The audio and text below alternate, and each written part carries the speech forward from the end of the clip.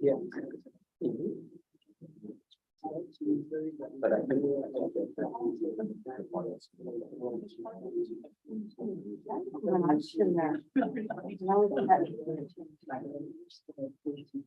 One minute out.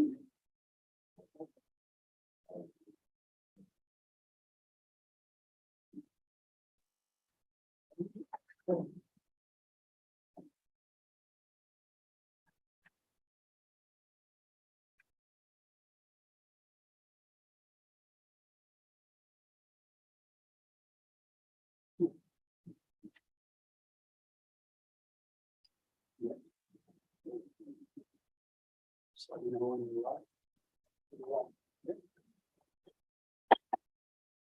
Good evening, ladies and gentlemen.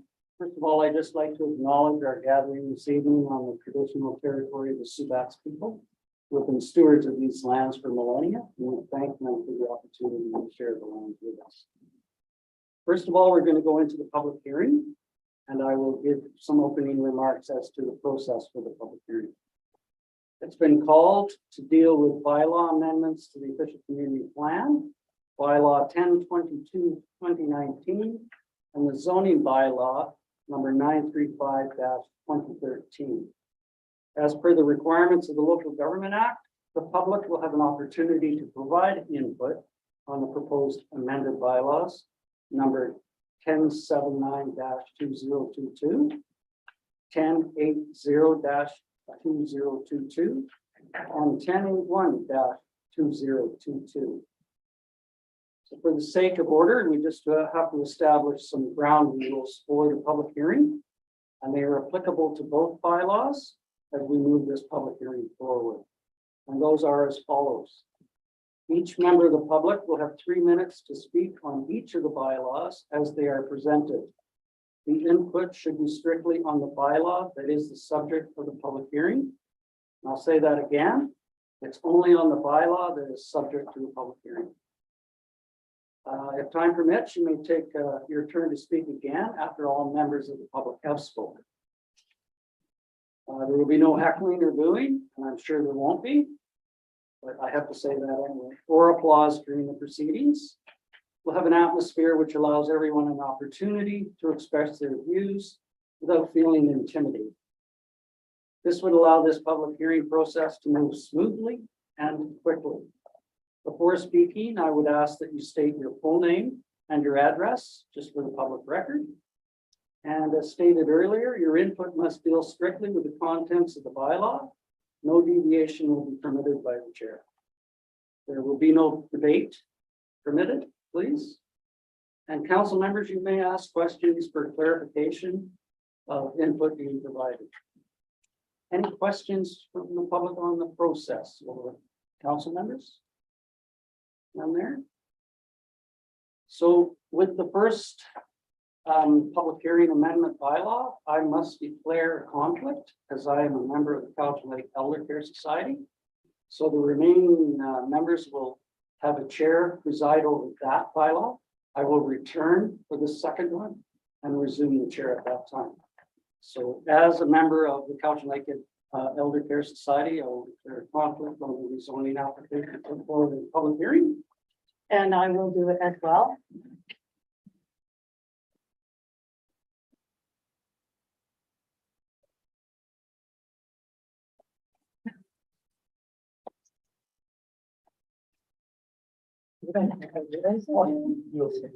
We'll go to you first, Joseph, right? You want to pick a pen, leave it there. I'm gonna do the chair with some help. So we'll turn it over to the CAO to introduce the content of bylaw number 1079-2022 and process requirements. Do that.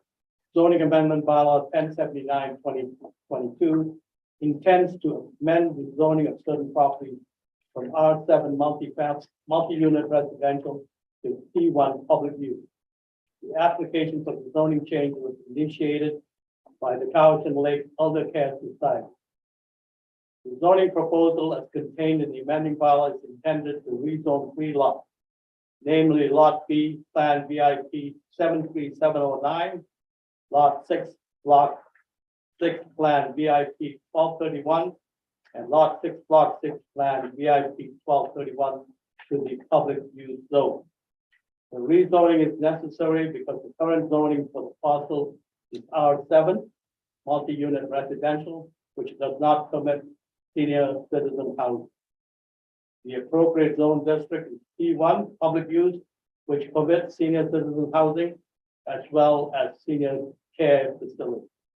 The required public notices under the Local Government Act have also been issued for the zoning bylaw amendment, and all statutory requirements have been met. A written report on this amendment was provided by the contract plan. The public have had the opportunity to review the amending bylaw and applicable related documents in the meantime. And have there been written submissions? Just the one from the contract plan. The one that we have? Yes. Okay, but none from the public. Okay. So with this, we ask for public input. And for the record, please submit your full name and your street address. And you will be provided 3 minutes. Or maximum of 3 minutes per speaker. So do we have any speakers? Mr. My name Hale? is Terry Robert Dale, live at 115 Joel Road. And I'd like to speak on behalf of the Cowichan Lake Elder Care Society. And at the moment, we are, of course, in full agreement in seeing this proposal move forward. In 2016, there was the age-friendly report that came forward to the town of Lake Cowichan, actively submitting the fact that we do need senior housing, and we need it quickly. 2018, when the town council of the day ran their platform of supporting the age-friendly report to make sure that we could see senior housing done. And they asked for a town meeting to take place. At this town meeting, there was a number of proposals that went forth, and a committee was struck to see this action take place. The result of that, this committee went forward, and as a result, we were able to come forward with the society, and that's where we got the Cowichan Lake Elder Care Society. With that, we've been able to do a lot of work. We looked basically all over town to find out which property we could secure and so on. And we were able to look at these 3 lots that we're looking at now. They are right now currently zoned R3 and R7. We would like to see these amalgamated and brought together with P1, and to perform the duties that were marked out by the age-friendly report, and also with the recommendations that came forward from this town meeting. We were grateful to the town that they donated a lot and a half to this. And we just had a little sliver of land to purchase, so we were able to do this with a lot of fundraising and so on. So with that in mind, Town Council, we're just so grateful that we can do this. So thank you for this opportunity that we could speak to you. There has been a letter of understanding already given to the town, or to the Cowichan Lake Elder Care Society. With that in mind, a number of businesses and people have supported, have written letters of support, as well as also part of the, well, an OCP recommendation that this goes forward as well. And that's part of the objective that's written out in the staff report, objective 5.2.1.1 that's there. And also to mention that the due diligence has been done on both properties as well. And we've been able to secure Macola, who is a development services, to help us with all of this planning, to go forward, and they really support this as well. So we do submit this application, we do submit our support behind this, and there's just a number of other areas that we could say support if somebody else wants to say that as well. But thank you for your time. Thank you. So, any other members of the public?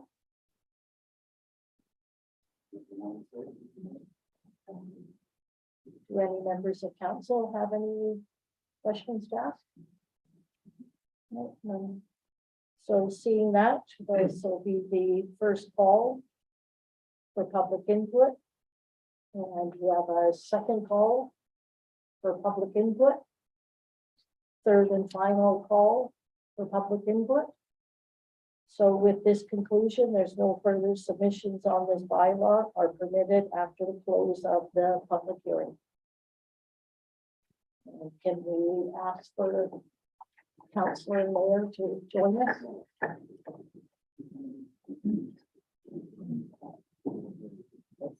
Yeah. Yeah. Okay.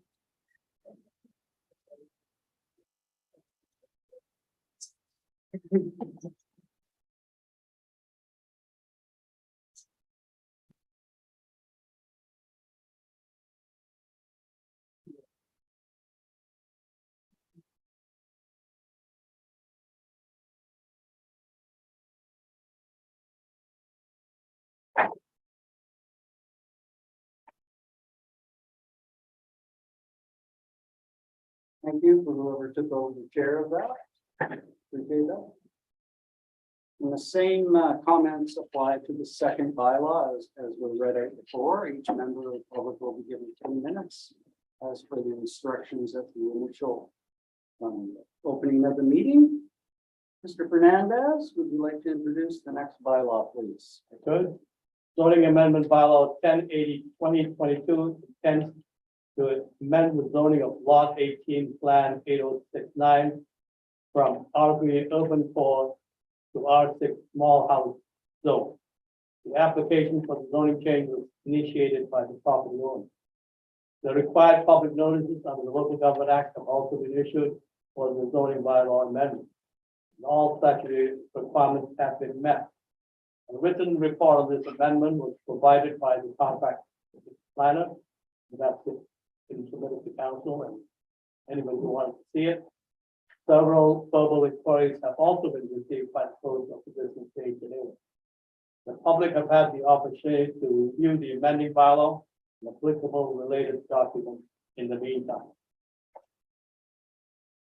Thank you. And this is for bylaw 1081.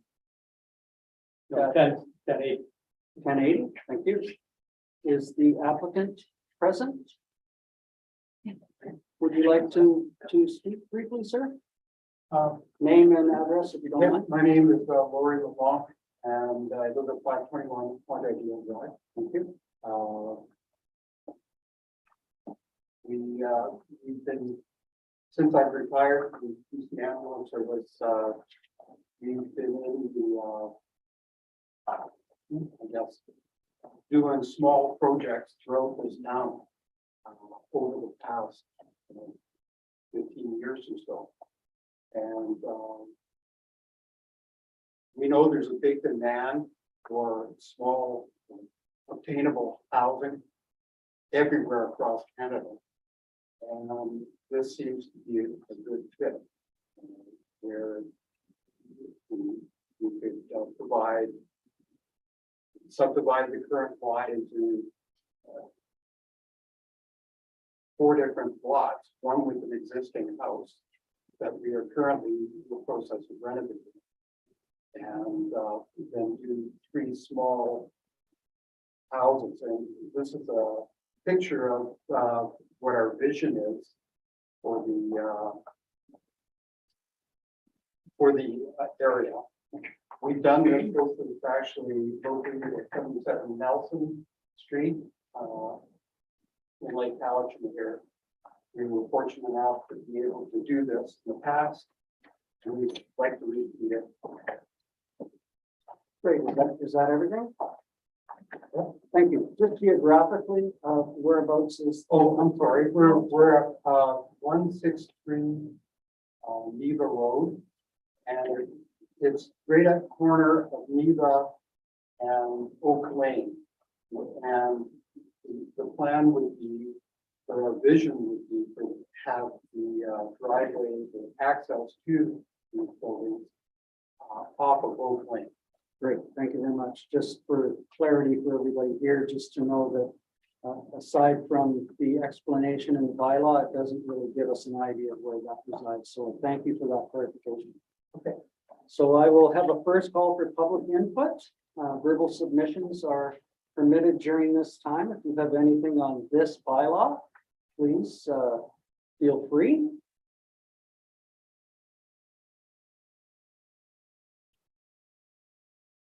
I will call for a second time for any submissions on this bylaw amendment.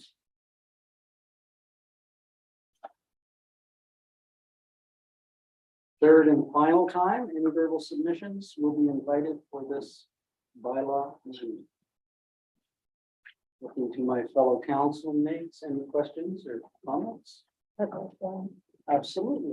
Councilwoman. Thank you to our CAO. The property in question, Oak Lane, is very narrow.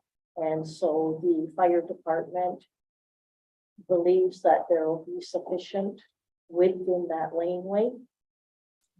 Well, that issue hasn't been addressed. I think the property owner intends on subdividing it, if I'm correct.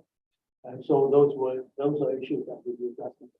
Okay, that was a concern of emergency vehicle, and when it was saying that there would be a subdivision to allow for parking also in that laneway were just a concern of myself. And just for clarity, those questions will be answered when the subdivision plan comes forward to the CAO as the approving officer. And those concerns will certainly be addressed through them. Okay. Any further comments? So there will be no further submissions on this bylaw. They are not permitted after the public hearing. We cannot receive any more input once the public hearing process has finalized. So I will now declare the public hearing is closed and that the proposed bylaws 1079-2022, 1080-2022, and 1081-2022 will be returned to council for further consideration. Let's do one more. That's the OCP one. Yeah. So now we'll go to the OCP amendment. Thank you, Mr. Fernandez. Keeping me on track. And if you would introduce that one as well, please. Yes, bylaw amendment 1081/2022 is intended to amend the official community plan which was adopted in 2019. The OCP amending bylaw is intended to ensure that the OCP is consistent with the zoning bylaw. Table 1 of bylaw 1022/2019 is being replaced by a new table 1 since zoning designations have been revised in the zoning bylaw. With the revised zoning designation, table 6 also has to be updated with a new designation, and accordingly, density ranges that meet consistency requirements. The required public notices on the Local Government Act have also been issued for this amendment, and all statutory requirements have been met. No written submissions have been received at the close of the business day today. The public have had the opportunity to review the amending bylaw, and I don't think anybody did. Applicable related documents in the Thank you very much. So this is on the official community plan amendment bylaw. I'll call for verbal submissions for the first time. Anyone from the public is invited to speak on this amendment. The official community plan. Call a second time. Any verbal input? Third and final time for verbal input. There are any. I see none again, so again, no further submissions on this bylaw are permitted by law. And we will not be able to receive any more information on that amendment. Now I will declare it been closed for bylaws 1079-2022, 1080-2022, and 1081-2022, and those will be returned to council for further consideration. And with that, I'm looking for a motion to conclude this public hearing. Moved by Councillor Bomaka, seconded by Councillor Austin. All in favor? Opposed, if any? That motion carries. We will take a short recess till 6:30 when council meeting will resume then. Thank you for your attendance.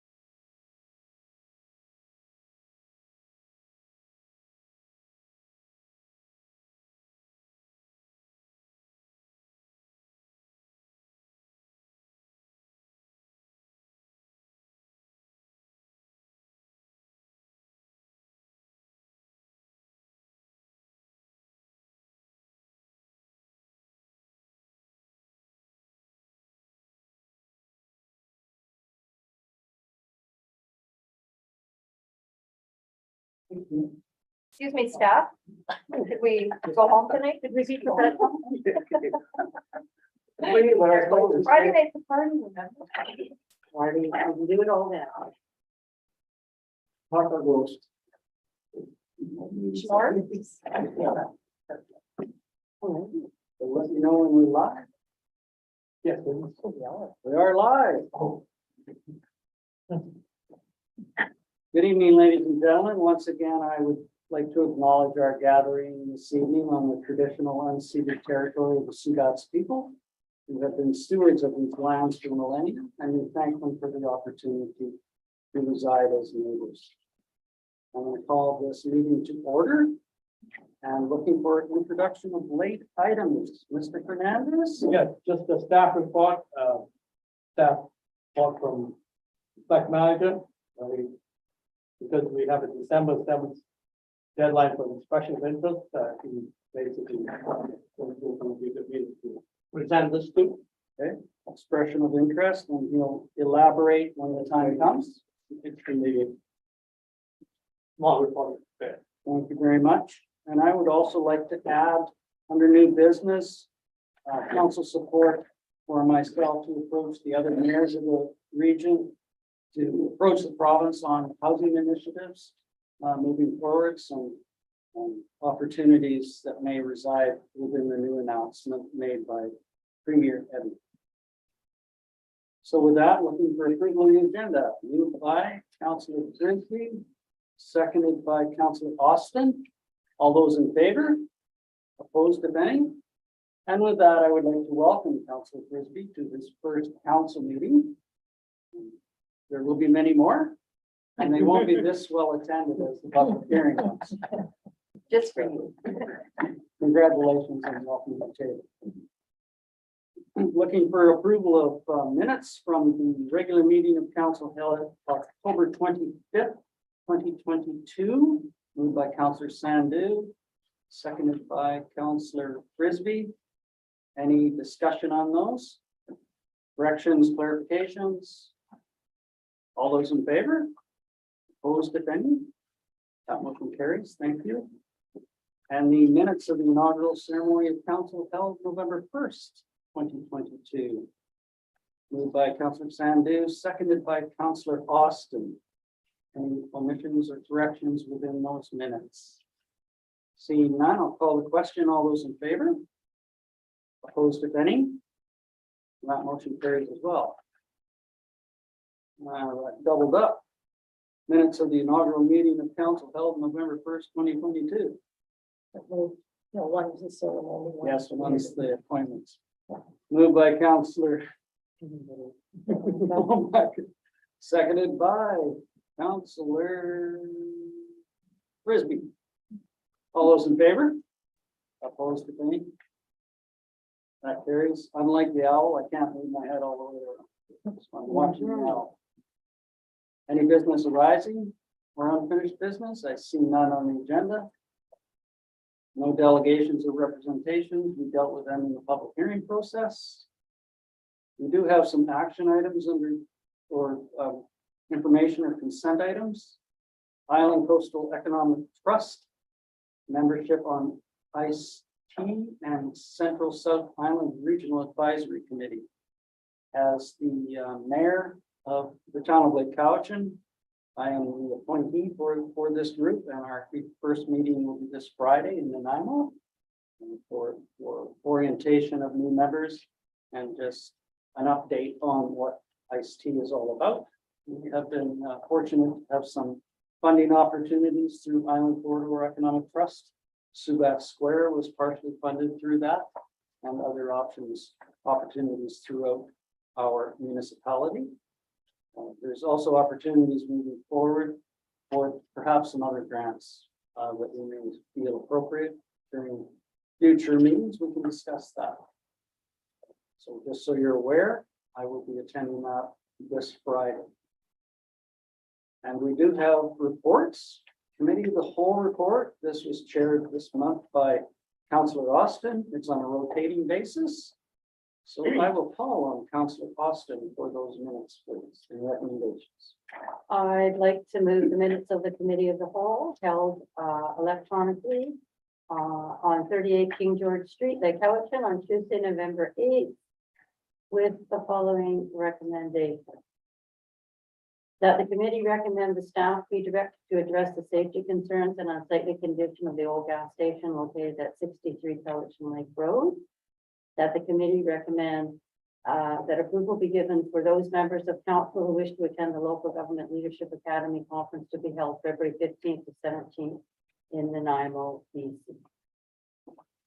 And with those, you're removing those minutes. I'm looking for a seconder, seconded by Councillor Bomaka. All those in favor? Opposed, if any? That motion carries. Thank you very much. Cowichan Lake Recreation Commission, meeting this Thursday. I will be attending this first meeting, but then I will be looking for one of my fellow councillors to show some interest in this commission. I am too closely affiliated with the anchor hockey team that is there, and I feel that that may put me in some conflict situations. So I will attend the initial one and then we can chat to see who's looking to fill that role as the appointee in the rec commission. So give it some consideration and then we'll chat later if you wish. Other than that, please email me and Joseph if you do have some interest in sitting on that commission. Vancouver Island Regional Library, Councillor Austin is the appointee, nothing yet. Yes, I will report on the October 20th strategy meeting. Thank you. As alternate for Councillor Bomaka, I attended a strategy planning session at our library on Thursday, October 20th at 6 p.m. Other than the librarian, Kristen Rumer, and her helper, 6 others, including myself, were in attendance. One lady was new to the community.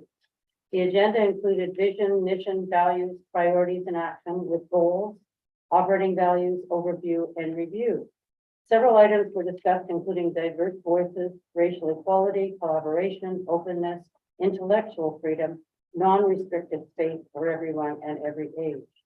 The final points were that the library is a vital service for connectivity and gathering of diverse people within the community. It is a place for knowledge sharing, lifelong learning, and a place to spark curiosity and imagination. The need to make certain that there are books with a wide range of knowledge from different eras and different points of view. We talked about a book bag collection with different ethnicities, different types of books and crafts that they have done before. The library has done much of this prior to COVID. They hosted seniors reading to children, which was very successful until COVID hit, and offer children's summer reading programs annually. It was noted that the marginalized within our community come in for the computers as well as for the Wi-Fi and the charging areas. Local children and youth spend time here after school and on Saturdays, which is beneficial to their well-being, and snacks are provided. A monthly newsletter was suggested, as some groups do have sessions here, like the Cowichan Lake Arts and Cultural Society, and the Cowichan Intercultural Society members also meet people there. So all items were noted and will be put into a report to be presented at the VIRL AGM in January. Great. Any questions to Councillor Austin on that? Thank you very much for that very wholesome report. Appreciate it. Awesome. Wholesome. Advisory Planning Commission, do you have anything on that, Councillor Austin? I do. Thank you. You're very welcome. That's a great committee to be on. Our meeting was held in person at the temporary office. I won't go into that. Our chair, Darlene, is still away, so Robert Patterson was chairing. There was no meeting in October. The update on the connectivity grant was discussed. This is managed by the CBRD, so the ball is in their court. And town council has already adopted a policy towards that. Update on Cowichan climate adaptation strategy. Keith Lawrence from the CBRD environmental branch is working on this with options, feedback, key language. Because of some of the language, so like Lake Cowichan might not be responsive to CBRD staff on some of the issues. Unfortunately, They are not certain of their target market, as many today don't read newspapers, websites, etc. So it was suggested that casts would be more beneficial for many of the people today. New business info regarding appointments or reappointments to the commission. It's a 2-year term, and they would have to have their letters in by December 9th. There's a conflict of interest discussion. We still talk about the bypass study for MOTI regarding that other route over the river on Hut Grove. They want to keep that on the book, so we don't forget that. And a roundtable discussion on the planned update of the OCP. We have done several updates already: rezoning, fire zone area maps, agricultural land addition, non-form use of baby greenwell. Other items to think about adding are wildlife corridors, river recreation usage, which is really not under the town. It was brought up. But our priority must be infrastructure and health. Perhaps no permits for new housing until wastewater treatment plant is upgraded, as it is near capacity, and upgrading of ancient underground pipes as well in some areas need work. Discussion on payday loan institutions, which we really can't do much about. I don't think there's any in town at all. I hope they don't get any. Discussion on the new Premier's housing plan, and we just have to wait to see how that's going to work. And a lady talked about, one of our members is Deb, talked about this book called Eco Boomer Bus by David Foote. Very interesting to read about that type of thing. Our next meeting will be Thursday, January 26th at 4:30 p.m. Thank you very much. Any questions on that report? Thank you, Councillor Austin. I did fail to mention at the beginning of the meeting that this meeting is being transmitted electronically and will be available for viewing on our YouTube channel later. So just to clarify, we are at temporary town hall location at 38 King George Street. Just to get that out of the books. I should have done that at the beginning, but it's my first time this term. Thank you. Community Forest Co-op. No meeting yet, but at the annual general meeting, I was elected as co-chair, vice chair again for that committee. I am looking for an alternate, and at this time I would like to put forward Councillor Sandhu as the alternate to the Cowichan Lake Community Forest Cooperative. If I have a mover of that, moved by Councillor Omaka, seconded by Councillor Austin. All those in favor? Opposed, if any? And if the minutes will reflect that appointment, I'd appreciate that. Cowichan Valley Regional District Board meeting. The inaugural meeting was held with the swearing in of myself as the municipal director and Councillor Omaka as my alternate. Tomorrow, CBRD meeting starts at 9 a.m. precisely with a retake of the board pictures that didn't take last time. So we will be there, just the board, not the alternates. Yours is fine. There for a picture, and then 9:30 committee of the whole will resume. At that time, Chair Stone, who was elected at the inaugural meeting, will be making appointments that are necessary within the regional district. One is the Vancouver Island Regional Library appointment, and treaty tables, etc., and chairs of different committees. There's only 2 committees this year: Committee of the Whole and the board. The chair, Mayor Stone, and Allison Nicholson is the vice chair. So in his absence, she would take over that board meeting agenda. And with that, I will report back on what the appointments are next time in the regional district. It's coming forward to some discussion on waste management increases that could affect our garbage tipping fees. I have given the CAO a heads up and the finance director a heads up on the increases that have been put forward as recommendations. Increases in everything from organics to the $7 fee will be increasing to $9, the minimum charge. I find that problematic. We saw an increase from $5 to $7 an increase in dumping in the forest, and I think this will continue. People don't want to pay to go to Means Creek or Bangs Creek or the other location at Peerless Road, unfortunately. So this will have an impact on what our increase will be, seeing as how we are a member of that function, and it will impact the budget moving forward. So just a heads up on that one. And with that, I will report back on the appointments at the next council meeting. You can watch online on that one too. If you've got it.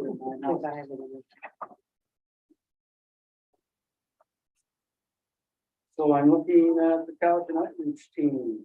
Councillor Austin, you're a busy person. Thank you. It's been an enjoyable committee as well. I'm meeting with us in person this time, Thursday, November 17th at the Community Services on Point Ideal Road. Jocelyn Lundberg, Executive Director, talked about hamper applications. They are now available and due December 7th. Hampers will be prepared and given out at the Community Services Building this year on December 15th. Hampers provide non-perishables, fresh vegetables, toys, and gift cards for the meat of choice. Refreshments will be available as well. They're closing December 23rd, planning a Christmas luncheon for the 27th and opening again on the 28th.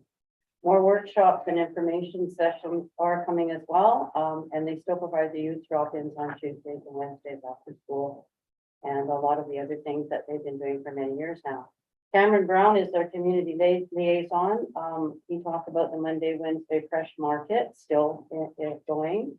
Monday and Thursday community luncheons at the Christian Fellowship Church. Sometimes they don't get a lot of people there, and sometimes they get a few, so it comes and goes. There's a discussion on housing and the need for assistance, and there were still 3 people living outside. We find now that I think they're all taken care of in the last few days. Some others are in vehicles, RVs, which are hard to pin down, but again, they have to come in for help if they need it. Laurel Crawford is with the Ministry of Social Development and Poverty Reduction. She grew up here and she comes to all our meetings. She keeps trying to find homes for people. We discussed warming and cooling centers and the need for trained staff at those. Volunteers are fine, but we need a professional with them in case there's a problem with the people that come in. She felt that she and perhaps one of the outreach nurses, either Kim or Jen, would help with that. I agreed to contact John Elzinga and ask about the plans for the cold weather, which is already on us. He has replied, but not seeing any concrete plans yet. Nurses Jen and Kim are still coming here once per week to assess, give flu and COVID shots. And unfortunately, many without a physician are having trouble getting their disability forms filled out. That was one of the major queries. And they are kind of onerous and need to be easier to fill out. The nurse practitioner agreed. She was in with us as well. Rosalie Sowery from Social Planning Cowichan on the Moving On Up team, or poverty reduction as it was called, is working on an event for January 15th with information sessions, food, clothing, etc. And the tenancy law is an item they wanted to talk about as well. And our councillor Sandu is on that committee as well. Nurse practitioner Stephanie has another nurse practitioner at the CAPSA Health Unit to help with all the extra patients following Dr. Kurzweil's retirement. He was here for many years, and he even came to people's houses still in the last little while. So it's going to be a hard shoe to fill. Pharmacists can fill some prescriptions in the meantime to help. Mike Raitt, our paramedic, is still here 1 day per week. Another paramedic the rest of the week that will help some of the patients going to their homes. So there will be no meeting in December due to the hampers. So our next in-person meeting will be Thursday, January 19th, 2023. Thank you very much. Any questions on that report? Thanks again, Councillor Wilson, for your attending now. Thank you. Howard Cowichan, that would be Councillor Sandu. Any report there? Yes, we've had a meeting on November 10th in person at the Cowichan Community Center. And Dr. Shannon Waters talked about COVID and our new reality. And she also talked about the last few years, our extreme weather events, which was really interesting. And then we had a presentation from Val Nicole to understanding mild to moderate adult depression and anxiety during COVID. and the pandemic and beyond. And the lack of, counselors out there. There's nobody that your family physician can do a referral to. Everybody's booked up. And so there was quite a discussion also on school-age children, that any referrals from the school to outside counselors, they used to be able to meet that. They can't meet that anymore. So the school district's in quite a crisis right now, trying to find the resources needed. So the other one, we had a presentation from the Royal Roads Masters in Leadership, and it was a review of our Cowichan. So that was really interesting. There was also the first session was, there's an upcoming engagement series with the Cowichan Emergency Program. And there's 3 sessions. The first one was November 15th, and that was setting the stage, selecting priority hazards. So what this is it's 3 engagement sessions with a wide range of partners and stakeholders from across the region, which will build from one to the next and provide essential input as we select priority hazards, assess risk, and develop strategies to reduce risk and build resilience. So second session is participating in risk assessment. And then the third session is risk reduction measures and community resilience. So these next 2 ones are in 2023.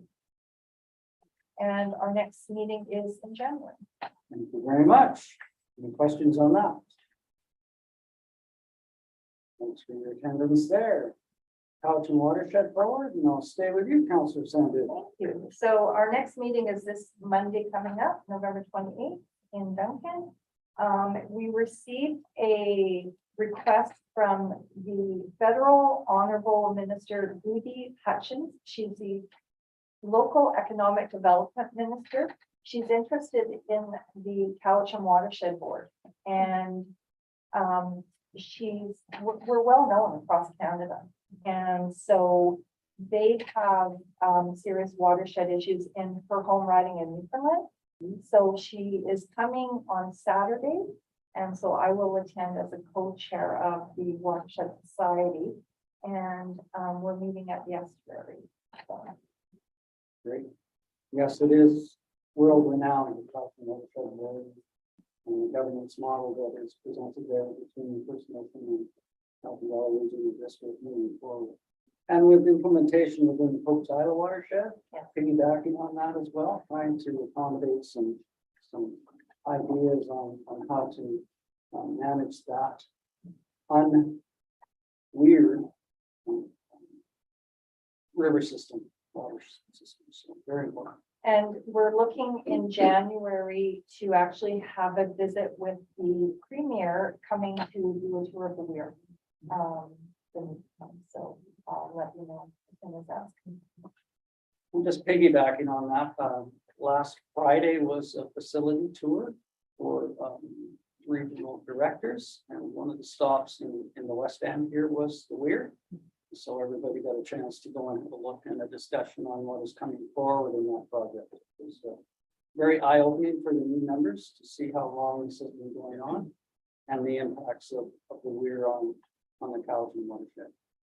So thank you again. No questions to Councillor Sandu on that? Perfect. We're going to move to staff reports. Are you ready? Ready, yeah. So from the CAO, I have the Community Emergency Preparedness Fund, Emergency Support Services. Mr. Fernandez, please. Yes, there's been an announcement for the Community Emergency Preparedness Fund for communities to take advantage of funding for emergency support services. And the maximum amount is 30,000. The fire chief has basically looked at that and come up with purchases of review equipment for placement in their fire department vehicles and one in the fire department, the mapping. So computer.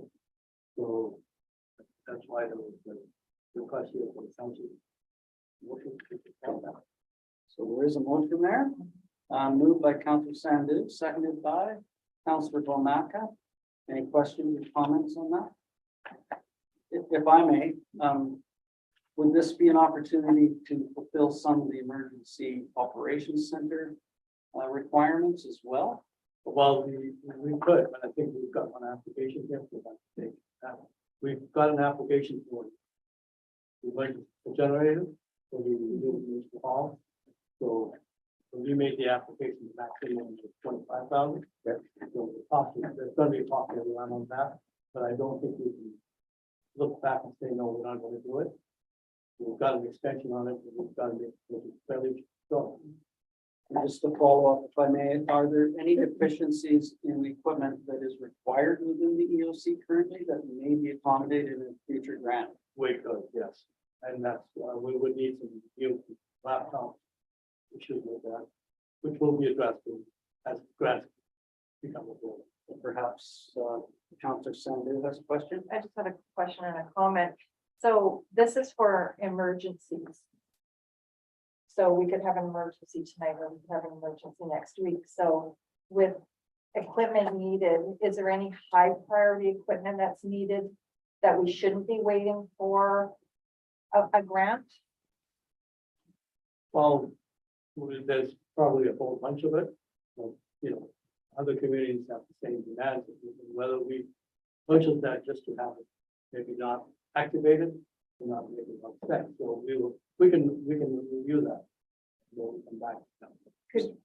So that may be a point if we review deficiencies and what could be accommodated either in budget discussions or future grant applications. That would give us at least an opportunity to know where we need to focus on. That would be perfect. So that'd be recommended by our Just a motion. direction to staff. That'll be my. I'd like to make the motion. Move that staff report on deficiencies in the Emergency Operations Center moving forward. And just a list if we need to look at purchasing stuff now, or if we can wait. or- Timeline. Okay. Um, Second there. Councillor Austin, any further discussion on that? Call the question, all in favor? Opposed if any, and I think I saw Councillor Bomaka. Did you have something on that? No. Nope. My apologies. Thank you, Joseph, on that one. And again, I'm going to turn to the CAO on the license of use agreement with BC Transit, Mr. Fernandez.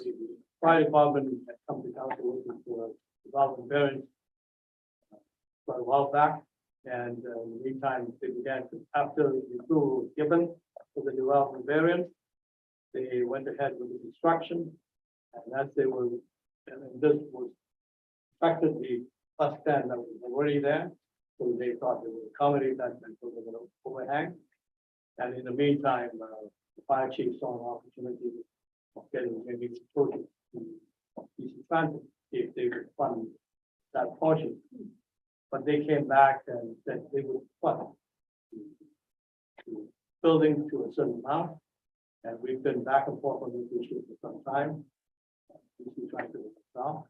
And finally, on November 2nd, we came up with an agreement that requires council to basically go. Okay. So looking for endorsement of that BC Transit agreement, moved by Councillor Austin, seconded by Councillor Frisbee. Any further discussion? Just a clarification. Okay. So the $28,000. So you will see the transfer from BC Hand Transit to Lake Cowichan, so that's their share of what it cost. It's more than their share. Yeah. But that's. But it's a maintenance I mean, job, because they're saying this is what it will cost over the next 15 years for us to operate it and maintain it. So they're going to be 28,000, they're going to take back a percentage of it. And they will build the CBRD, and the CBRD will go on. Which is unbelievable way of recovering some money. And unfortunately, that's the legislation because BC Transit and any transit system resides within the regional district. And this topic will be discussed tomorrow at the regional district, just for endorsement of that recommendation, just so you're aware. Did I call a question on that one? I will do it now. All in favor? Opposed, if any? That motion carries. Thank you. We have one more from the CAO. That's the Board of Variance vacancy, Mr. Fernandez. Yes, this was something that would have been handled at the inauguration meeting. The reappointment of 3 members of the Board of Variance. One member decided that they were not well enough to continue. And so we had a vacancy and Bruce Ingram was one who volunteered. It's not a position that most people want to go for because they meet very infrequently. And so at this point, it's just we have a Board of Variance probably coming up with fairly shortly. It would make sense to get a third member. Bruce Ingram would be a good choice. Okay, so that is in the report. Do I have a moving on that? Moved by Councilor Vomaka, seconded by Councilor Sandu. Thanks for raising your finger. I did see it. All those in favor? Opposed, if any? That motion carries. If nothing else, I have good peripheral vision. Oh, we can't make faces at you.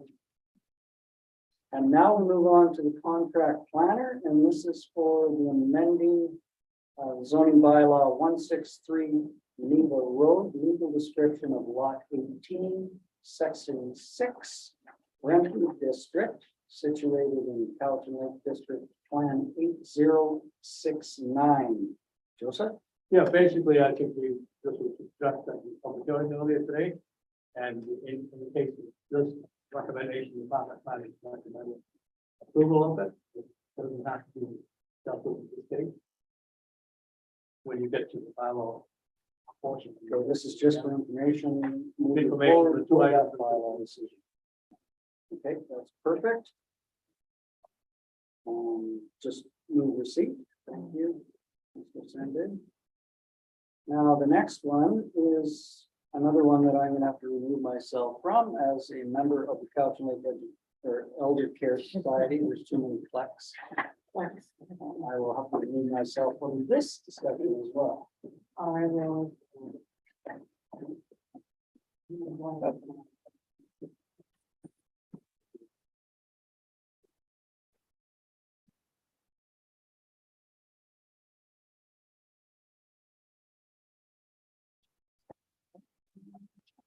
Madam Chair, I guess so.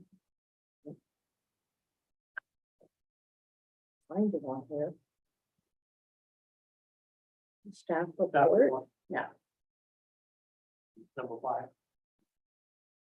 way down the bottom here Yeah. somewhere. So, oops. So we're just looking for approval of, or you? gonna No, give just us a- basically, I would say it should be just receive the file, just the receive and recommendation. file, from the file. We've all had the information from the contract. Somewhere. Yeah. Yeah, that's it. He's right there. Wait 10 minutes. Or Tim. We're- Can they come back in? Yeah.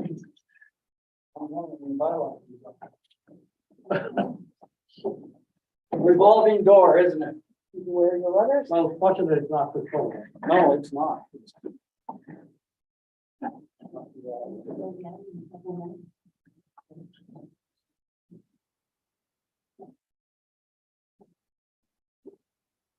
That concludes the reports. Don't sit No. down. There's one more. Your worship, there's one more. One more report. Yeah, the one I gave you. Oh, yes, I'm sorry. The addition What? Oh, on the Cowichan Lake education application. Mr. Smith, do you wish to speak to this?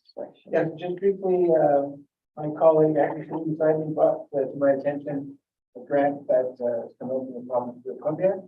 And it looks like something that could fit for the Lakeview Park campground. And we could address looking at replacing the floating walkway, as well as we would be looking at improvements to the washroom facilities. And I think it's a good fit. And two of the criteria they're asking for is more access to water, which of course the water walkway will provide more opportunities for people to use. And it also mentioned campground, so it could be a handy one. And interesting enough, the reason I had to come up tonight is because by December 7th, we have to submit an expression of interest. Then from there, then if the expression of interest is accepted, I suspect that the province will send us a note and say, hopefully move ahead on a proper application. And we are shovel ready for that because we have a great asset already standing, we're in a walkway, we have half of it already to go, basically, because it's in the water and, we have walkways and approaches. So, I think our grant application will look pretty good, and I think it's a good time to do that, so we hope that comes to the. Thank you very much. Questions? I think. Oh, I sorry, mean, Joseph. Yeah, there's $1 billion fund. I'm sure we should. Just a question, is there a percentage that the town has? No, it's 100%. 100% funding? Interestingly enough, all the ones we've been looking at the last couple of years, this is the first one that's come up with 100% funding, up to $1 million, as you can see there, reflecting on, and it looks like a really, really good thing. Perfect. Councillor Sandy, please.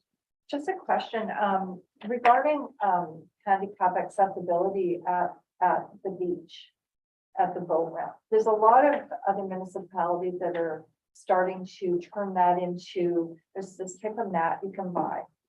And it'll help people with mobility issues and that, and I'm just wondering if that would be part of this grant or anything in there that we could push for our seniors that come down there for the exercise. Yeah, that's a good suggestion. I hadn't thought of that, but that's something that could be included in the grant application. The expression of interest is really simple, it's a three-page application. So that's not going to take a lot of time. But then when the actual application goes in, as you well know from experience at the table, the applications can include all kinds of innovative opportunities that we can look at. So as I start writing on behalf of the town, then, if we get lucky enough to move that far enough ahead, then hopefully we can include suggestions. If they fit the criteria. Councillor Austin, please. Yes, we talked about that at the APC meetings before, and James Van Hemert has some information on that matting. We talked about it at the duck pond, but it seems like it's quite steep at the duck pond. It might be more difficult there. So if he has information on that for you, if you need to connect.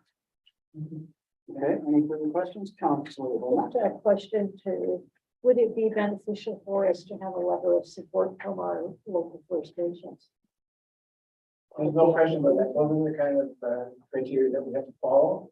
And I've already approached another organization in our community to see what they would think. For example, we do more on that. Get a letter of support. The letters of support are important. And from First Nation, very, very good. Okay. So we're looking for a resolution to move forward with an expression of interest on this project and the mover. Councillor Austin, seconded by Councillor Frisbee. Any further discussion?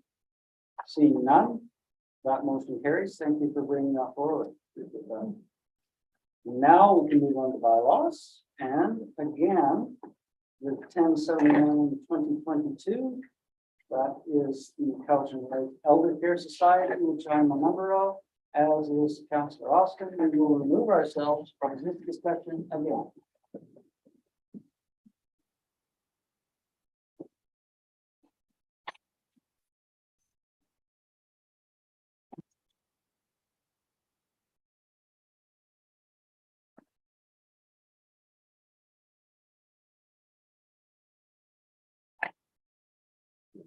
Up again, we'll need some help with this one, Joe. I never got this far.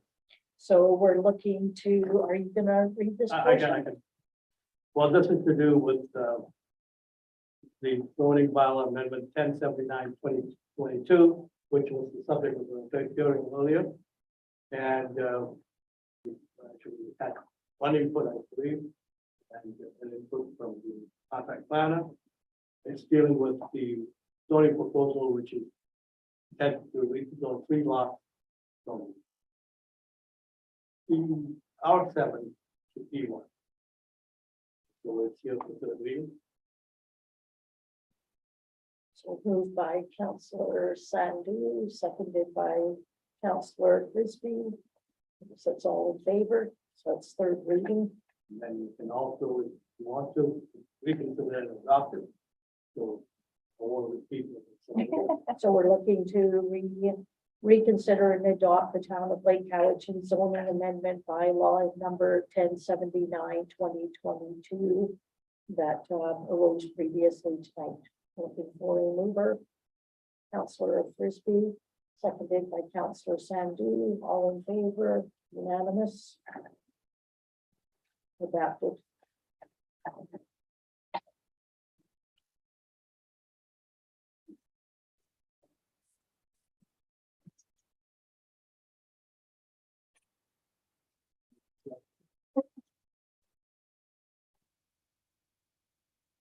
Oh, it's supposed to be no.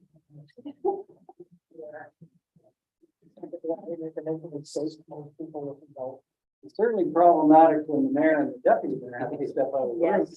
and delegate the chair and the remaining council members. But I appreciate We did a it. great You had a job. quorum and I will watch it later. And I'm sure you did a great job with their council. Moving forward to C, I believe. Town of Lake Cowichan zoning amendment bylaw 1080-2022, maybe read a third time. Moved by Councillor Sandu, seconded by Councillor Austin. Any discussion on that? Call the question. All those in favor? Opposed, if any? That motion carries.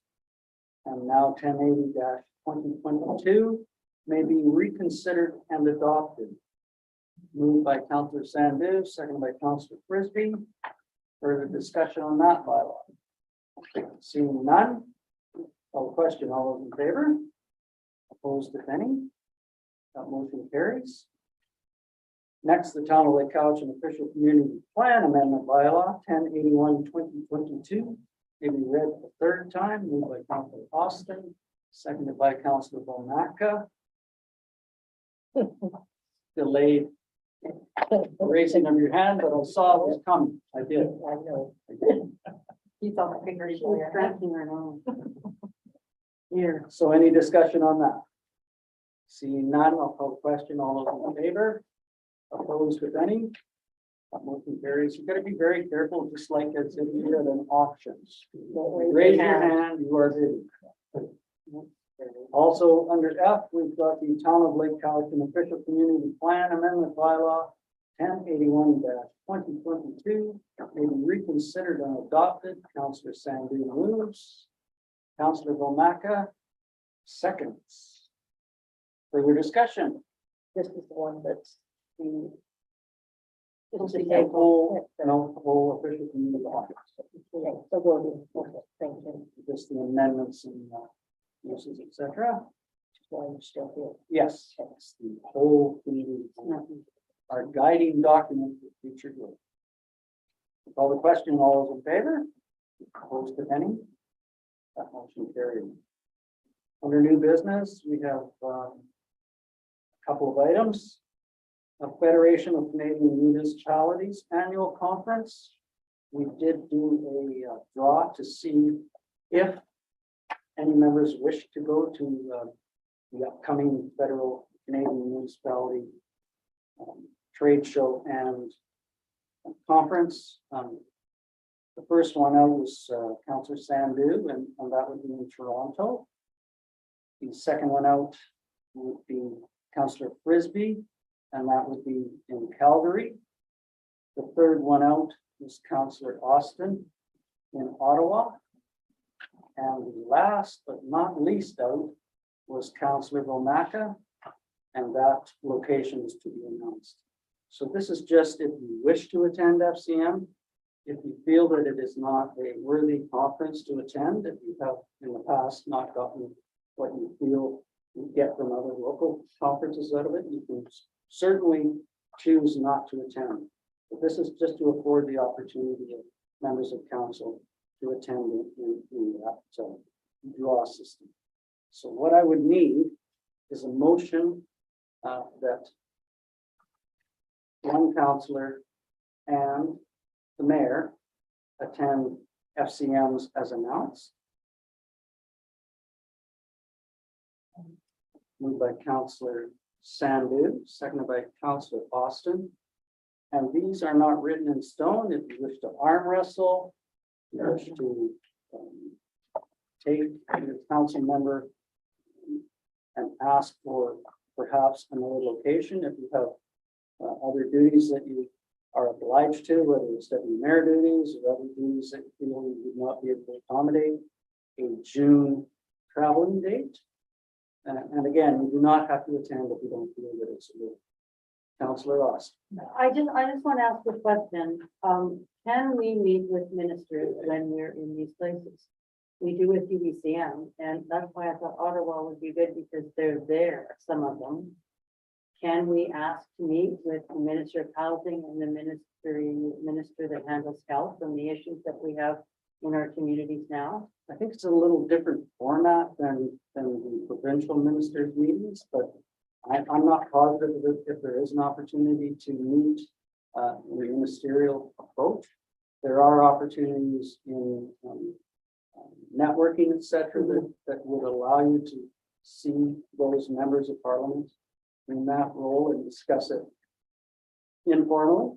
There was opportunities in a previous FCM that myself and Mayor Forrest attended at the time, which accommodated in some funds for Centennial Field upgrades. That was accommodated through attendance and lobbying, not only the minister, but other members of the government at the time. It's a little different orientation package. It's more focused on the federal process and the delivery system of that. So again, if you feel that it's not accommodating an increase in your knowledge base, you're most certainly not committed to it. Councillor Womack. Would we be, perhaps Councillor Austin, to contact our MP, federal MP, Alistair McGregor, and maybe he could help to set up some of those meetings? Yeah, I have talked to him before because he said he would do a tour for us if we were there. I'm sure he could do that. So if we can do that, that's my concern about going to one of these again, that have some kind of connection. It's nice to network with people from all over Canada, but I think, you know, we need to talk to the people that need to give us funds for infrastructure and things like that. Absolutely, well noted. So this is just the draw. Yeah. If you wish to attend or if you wish to negotiate a different venue that you would like to attend to, that's the only reason it's here tonight. So I'll call a question on that. All those in favor? Opposed, if any? That motion carries. And if you need any further clarification or if you do make changes, please let me know and the CAO where you have allotted replacement within other members of council. Thank you very much for that. Next is I'm looking for the support from council to approach the other mayors of the municipalities within the regional district. Given the announcement by Premier Eby on his housing strategy and how that aligns with communities that have housing assessment studies, you will recall that we did endorse a housing needs assessment within our community, which our planner tried to amend with some different numbers. So with the announcement, the province can now look at those communities, municipalities only, that have housing assessment strategies and studies and supersede the community in implementing those needs which are aligned within that study. So I'm hoping that we can approach as a cumulative group in the Cowichan Valley regional district some innovative ideas on some housing options. I did speak about tiny homes, which are not currently recognized in the BC Building Code as ancillary buildings. That may be an opportunity for attainable small houses. You'll note that the public hearing that came forward was not on tiny homes, but on small homes. So this would be an avenue to look at an ancillary building, fully accommodated with sewer and water hookup. It has to be a permanent hookup, not a mobile unit. But with the tiny homes, that would be something that could be accommodated other than a stick-built foundation, etc.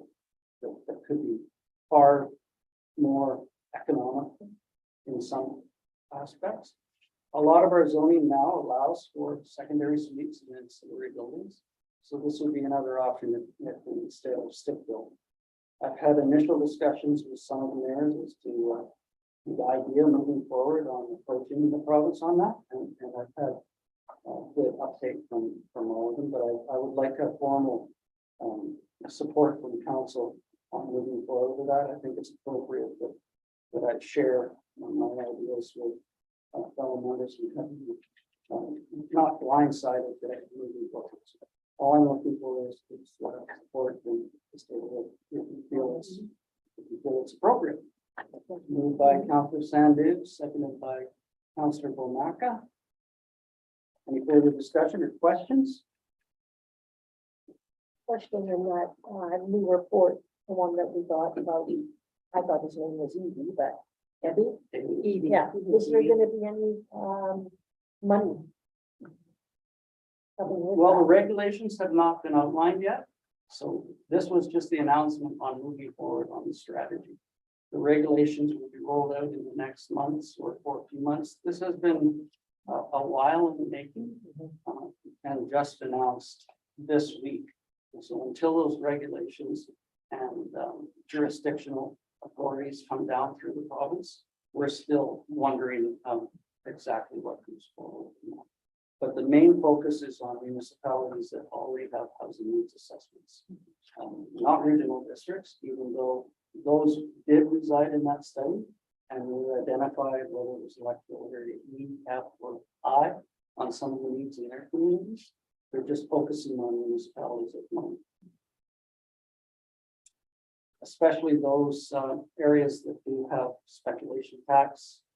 And we have just been recently incorporated into that speculation zone. So I'm sure they're looking at 6 or 7 per year of municipalities that housing strategy and who reside in the speculations. Just to ensure that we're meeting the goals of our housing strategy and how the province feels that they're going to help us is yet to be determined. But I appreciate that. I will move forward at their earliest convenience. I will call the question. All those in favor? Opposed, if any? That motion carries. Thank you very much. Mayor's report. Now I got to find them. First one is mayor, not first one. If I can find it. I think so, wouldn't you?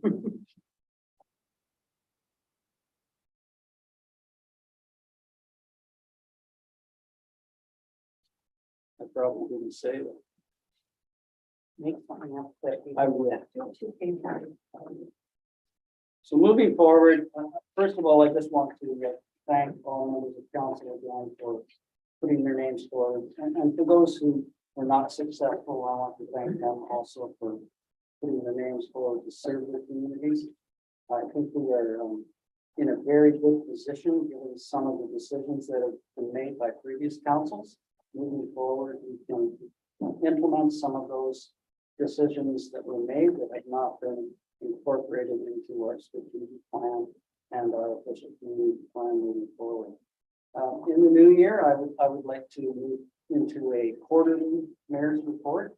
I think monthly is cumulative, so every quarter if we report on what our activities are, whether it's attendance at conferences, etc., that would be an opportunity to communicate that to all residents. I'd also like to re-implement the open door policy for the mayor or council members coming and have coffee with the mayor or a council member on a certain day. Just a couple of hours, we can have members of the public come in with questions, concerns, ideas. We've all talked in our strategies in campaigning about communication, and this is an opportunity for face-to-face communication, which I think is more important than electronic communication. You get a more honest idea of what people are thinking and what ideas they have moving forward. So if you're interested in accommodating that, we can implement that in the new year on a weekly basis or a monthly basis, whatever you feel is appropriate. Come in, chat, sit down, just don't question my lineage, you can question my decisions, but ask us where we're moving forward and what you see moving forward in our community. And again, I want to thank staff for keeping us on track. We are a very lean organization, and with the increase in population and building within our community, I think we have to take a serious look at how we provide the best service to all our community in the best way. So moving forward, we're going to have to look at what we can accommodate in the best service that we can deliver to our members of the community. And with that will be my news off the top of my head. Ashley, Because I didn't say it. I probably did in Word. Let's see how I did. I did. Did you leave anything on?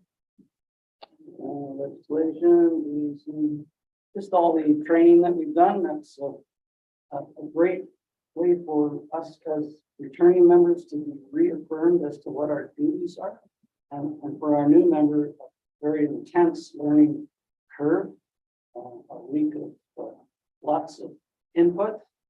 And I appreciate your attendance at this meeting. But I look forward to you moving forward in the roles that we have each taken on and reporting back on how we can make our communities better for everyone. Yes, please. Are we gonna do a tour of our facilities in the new year? And that again, I've reached out to staff on accommodating the facilities tour in Public Works in the Clark and Lakeview, but also understanding the inner workings of finance is important as we move forward in our budget discussions. Looking at what we can accommodate within our 87% residential tax base. So yes, we're looking at that in the new year. We'll try to accommodate that as best we can. I did receive an email from Aaron Hamilton on rescheduling the community gathering.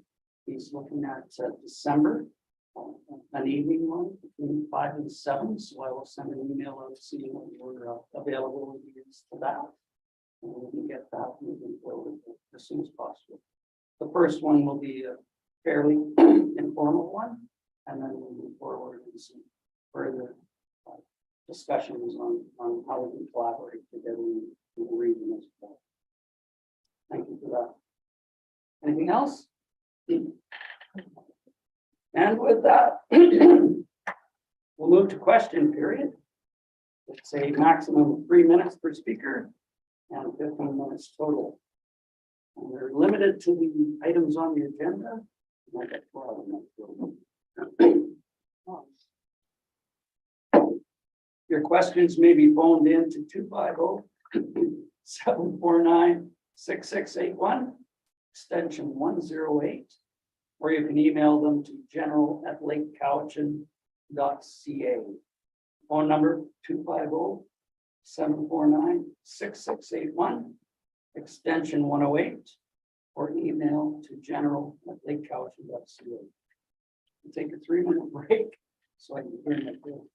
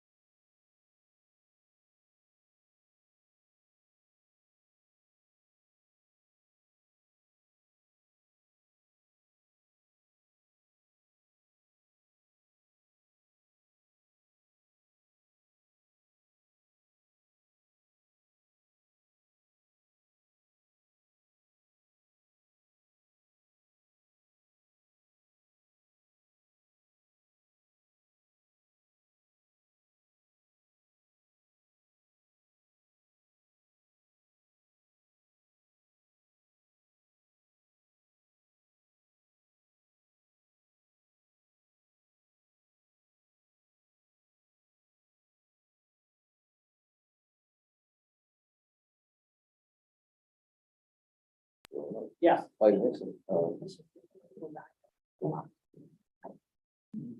Yeah. that can come for, are we back live?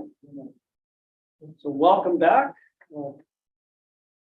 Anything? Yes, there were no questions, but there was a complaint. Complaint? They basically said they couldn't hear me or the public. Okay, so we're trying to accommodate a secondary microphone within our video system. Unfortunately, with this model, we don't have the output for that secondary mic. We'll be looking to accommodate in the future some technical improvements to make sure that you can hear Joe, or I should say the CAO, or other members. You don't have a problem hearing me, I'm sure, because I'm loud and obnoxious. But we are looking at trying to accomplish. And thank you for the complaint, question, concern. Seeing no others, there is no in camera tonight. What? So I'm looking for a motion to adjourn. Councillor Austin was very quick on that, and Councillor Frisbee seconded that. Thank you very much, staff. All councillors, if you can just stick around for a little debrief, we'll have a little chat